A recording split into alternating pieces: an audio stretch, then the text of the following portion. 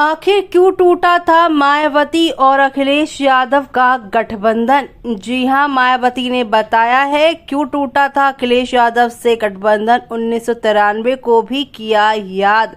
BSP supremo Mayawati ने कहा है कि अब समाजवादी पार्टी के साथ कभी गठबंधन नहीं करेंगी। उन्होंने कहा है कि 2019 के लोकसभा चुनाव के बाद अखिलेश यादव इतना अपसेट हो गए कि फोन तक उठाना बंद कर दिया। ऐसे में अब चलेंगे जानेंगे खबर को विस्तार से। तब तक आप हमारे चैनल टीसी न्यूज चैनल को लाइक एंड सब्सक्राइब करना ना भूलें।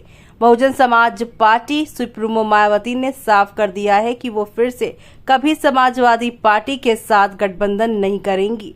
पार्टी के नेताओं और कार्यकर्ताओं में जोश भरने के लिए उन्होंने यहां पर 59 पेज का नोट लिखा। मायावती ने बताया है कि उत्तर प्रदेश में 2019 में आम चुनाव के परिणाम आने के बाद अखिलेश यादव इतना अपसेट थे कि उन्होंने उनका फोन उठाना भी बंद कर दिया था।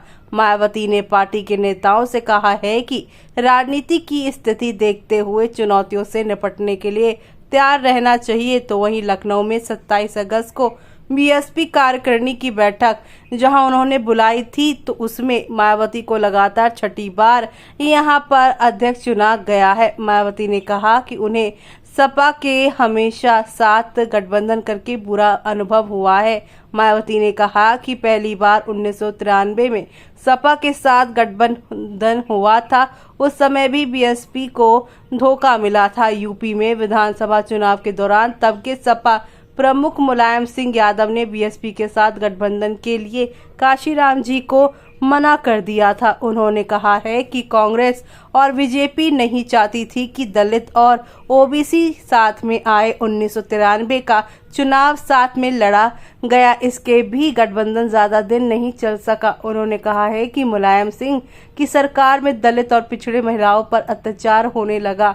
इसके बाद बीएसपी ने समर्थन वापस ले लिया। इसके बाद 1 जून 1995 में यहाँ पर गेस्ट हाउस कांड हो गया। मायावती ने सपा विरोधी यहाँ पार्टियों के सहयोग से 1995 में पहली बार यूपी में सरकार बनाई। इसी के बाद लगातार सपा और बीएसपी में दूरी बनी ही रही।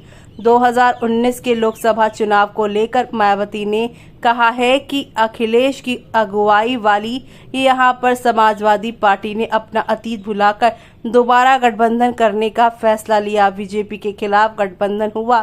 सीट शेयरिंग में बीएसपी को यहाँ पर 38 में से 10 पर तो सपा के 37 में से केवल 5 पर सफलता मिली थी।